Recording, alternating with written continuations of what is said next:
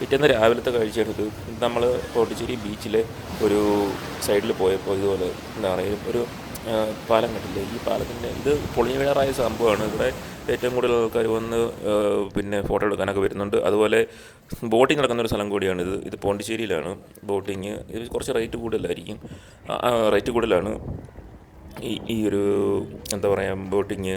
നമ്മളിപ്പോൾ വയനാടൊക്കെ പോകുമ്പോൾ കണ്ടിട്ടില്ലേ, അതുപോലെ ബോട്ടിങ് അങ്ങനെയുള്ള സംഭവങ്ങളാണ്. അത് ഇവിടെ ഉണ്ട്, പോണ്ടിച്ചേരിയിലും ഉണ്ട്. അപ്പോൾ ഇവിടെ വന്നു കഴിഞ്ഞാൽ ഈ കൊട്ടേക്കുന്ന ഓരോ വലപ്പുര ഉണ്ടല്ലേ, ഇവിടെ എല്ലാതിൻ്റെ ഓഫീസുകളാണ്. അവിടെ വന്നു കഴിഞ്ഞാൽ നമുക്ക് അവിടെ രജിസ്റ്റർ ചെയ്തിട്ട് നമുക്ക് പൈസ അടച്ചു കഴിഞ്ഞാൽ നമുക്ക് ബോട്ടിങ്ങിന് പോകാം. എല്ലാ സേഫ്റ്റി എല്ലാം ഉണ്ട്. അങ്ങനെയുള്ള സ്ഥലത്താണ് നമ്മളിപ്പോൾ എത്തിയിരിക്കുന്നത്. നമ്മൾ ചെയ്തില്ല, കാരണം നമ്മൾ കായക്കിങ് ചെയ്തപ്പോഴത്തേന് എനിക്ക് സത്യം പറഞ്ഞാൽ വെള്ളത്തിലിറങ്ങിയുള്ള പരിപാടിയൊന്നും എനിക്ക് വലിയ ഇഷ്ടമല്ല. അതുകൊണ്ട് കരയിൽ നിന്ന് കാണാനുള്ള സെറ്റപ്പൊക്കെ എനിക്കുള്ളൂ. പിന്നെ നിങ്ങൾ വരികയാണെങ്കിൽ ഇതെല്ലാം വന്ന് എൻജോയ് ചെയ്തിട്ട് പോകണം. അങ്ങനെ നമ്മൾ ഇവിടുത്തെ ബോട്ടിങ് നടക്കുന്ന സ്ഥലത്ത് എത്തിയിരിക്കുകയാണ്. ഇത് വലിയൊരു എന്താ പറയുക സിറ്റിയല്ല, എന്താ പറയുക വലിയ ഗ്രൗണ്ടാണ്. ആ ഗ്രൗണ്ടിലാണ് ഈ സംഭവം. ഇതിൻ്റെ ബാക്ക് സൈഡിൽ ഫുള്ള് തടാകമാണ്. അതിലേക്കൂടെയാണ് ഈ ബോട്ടിങ് കാര്യങ്ങളെല്ലാം. നമ്മൾ അവിടെ നിന്ന് ഇറങ്ങി തിരിച്ചിങ്ങനെ വരികയാണ്. സൺഡേ ആയതുകൊണ്ട് പിള്ളേരെല്ലാം നല്ല ക്രിക്കറ്റ് കളിയും അങ്ങനെയുള്ള വൈബായിട്ട് നിൽക്കുകയാണ്. 3-ാം സെഷനായിട്ട് ക്രിക്കറ്റ് കളി കയറുന്നുകൊണ്ടിരിക്കുകയാണ്. അത് പോണ്ടിച്ചേരിയിലെ മെയിനൊരു എന്താ പറയുക, എനിക്ക് തോന്നുന്നു ഇതിൻ്റെ സൈഡിലൊരു കോളേജ് ഉണ്ടെന്ന് തോന്നുന്നു.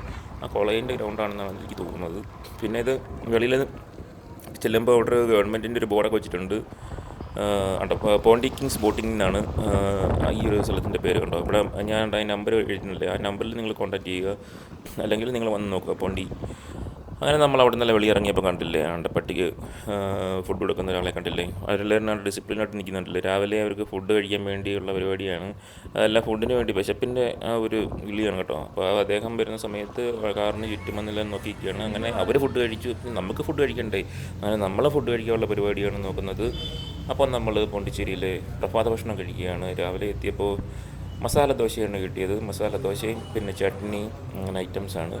മസാല ദോശ അത്യാവശ്യം നമ്മുടെ കേരളത്തിലെ മസാല ദോശയുടെ അതേ ടേസ്റ്റ് തന്നെയാണ് എനിക്ക് ഫീൽ ചെയ്തത്. അത്യാവശ്യം റേറ്റൊക്കെ കുറവായിരുന്നു. കൊച്ചൊരു ഹോട്ടലിൽ കയറിയാണ് നമ്മൾ ഫുഡ് കഴിച്ചത്. ഏറ്റവും കൂടുതൽ ആ ഹോട്ടലിൽ എന്താ പറയുക പാഴ്സലാണ് പോകുന്നത്. അങ്ങനെ അത് കഴിഞ്ഞിട്ട് നമ്മൾ പോണ്ടിച്ചേരിയിൽ നിന്ന് ഇറങ്ങാൻ പോവുകയാണ്. പോണ്ടിച്ചേരി ഇറങ്ങുന്നതിന് മുന്നേ നമുക്ക് ബിരിയാണി കഴിച്ചാലോ. അങ്ങനെ ബിരിയാണി കഴിക്കാൻ വേണ്ടി നമ്മളൊരു AC റെസ്റ്റോറൻറ്റിൽ കയറിയിരിക്കുകയാണ്. നമ്മൾ ആദ്യം വന്നപ്പോൾ AC റെസ്റ്റോറൻറ്റിലൊന്നുമല്ല കയറിയത്, ഒരു ചെറിയൊരു ഹോട്ടലിലാണ്, ഒരു വഴിയോര തട്ടുകടയിലാണ് നമ്മൾ കയറിയത്. അവിടെ നല്ല തിരക്കായിരുന്നു. കാരണം വഴിയോര തട്ടുകളിലൊക്കെ ഫുഡിനൊക്കെ ഭയങ്കര തിരക്കും വലിയ എന്താ പറയുക ക്വാണ്ടിറ്റിയോടുള്ള ഫുഡുമാണ് നമുക്ക് ഇവിടെ തരുന്നത്. അങ്ങനെ നമ്മൾ ഈ ഒരു AC റെസ്റ്റോറൻറ്റിൽ കയറി നോക്കിയാണ് എങ്ങനെയുണ്ടെന്ന് അറിയാൻ വേണ്ടി വന്നപ്പോൾ ഒറ്റ കുഞ്ഞുങ്ങളില്ല. 12:30 മണിക്കാണ് നമ്മളിവിടെ എത്തിയത്. ഒറ്റ കുഞ്ഞുങ്ങളില്ല. അങ്ങനെ ഒരു ഫാമിലി ഇവിടെ നിന്ന് കഴിക്കുന്നുണ്ടായിരുന്നു. അവരുടെ വീഡിയോ നിർത്തിയിട്ടില്ല ഞാൻ, അത് കാരണം അവരുടെ പെർമിഷൻ കൂടാതെ നമ്മൾ വീഡിയോ എടുക്കുന്ന മോശമല്ലേ, അതുകൊണ്ട് അവരുടെ വീഡിയോ നിർത്തിയില്ല. അങ്ങനെ നമ്മൾ കുറേ നേരം വെയിറ്റ് ചെയ്തു. അങ്ങനെ ഹോട്ടലിനകത്ത് കയറിയപ്പോൾ അത്യാവശ്യം നല്ല എന്താ പറയുക നല്ല ആംബിയൻസൊക്കെ ഉള്ളൊരു ഹോട്ടലാണ്. നല്ല രസമുണ്ട്, നല്ല വൃത്തിയൊക്കെ ഉണ്ടായിരുന്നു. അങ്ങനെ കുറേ നേരം വെയിറ്റ് ചെയ്ത് കഴിഞ്ഞപ്പോൾ നമുക്ക് ചിക്കൻ ബിരിയാണി എത്തിയിരിക്കുകയാണ്. ചിക്കൻ ബിരിയാണിക്കകത്ത് ഒരു കഷ്ണം ചിക്കനെ എനിക്ക് കിട്ടിയുള്ളൂ. കാരണം 2 പേർക്കും കൂടെ ഓരോരോ കഷ്ണം ചിക്കൻ മാത്രമേ കിട്ടിയുള്ളൂ. അതൊരു മൈനസായിട്ട് തോന്നി. മറ്റേ കുഞ്ഞു കടയിൽ കയറിയപ്പോൾ അവിടെ 2 പീസ് പിന്നെ ചിക്കനും പിന്നെ മുട്ടയും പിന്നെ സലാഡും എല്ലാം ഉണ്ടായിരുന്നു. സലാഡും പിന്നെ ഒരു ചട്നി, ഒരു ചിക്കൻ്റെ ചട്നി എന്തെല്ലാം ഉണ്ടായിരുന്നു, അതും കിട്ടി. അത്യാവശ്യം വാഴയിലുള്ള ആ ഒരു വൈബ് ബിരിയാണിയായിരുന്നു. അത്യാവശ്യം കൊള്ളാം. പിന്നെ ചിക്കൻ്റെ പീസ് കുറഞ്ഞു എന്നുള്ളൊരു കുറവേ ഉണ്ട്. പിന്നെ AC റെസ്റ്റോറൻ്റ് ആയതുകൊണ്ട് നമുക്ക് GST PST എല്ലാം എടുത്തുകൊണ്ടാണ് നമുക്ക് ഫുഡിന് ഫൈനൽ ബില്ലടിക്കുന്നത്. അതുകൊണ്ട് എൻ്റെ ഒരു അഭിപ്രായത്തിൽ എനിക്ക് പറയാനുള്ളത് എന്താ പറയുക, ചെറിയ ഹോട്ടലിൽ കയറി കഴിക്കുകയാണെങ്കിൽ നിങ്ങൾക്ക് ഫുഡ് ക്വാണ്ടിറ്റി എല്ലാം കിട്ടും, ക്വാളിറ്റി ഉണ്ടാവും.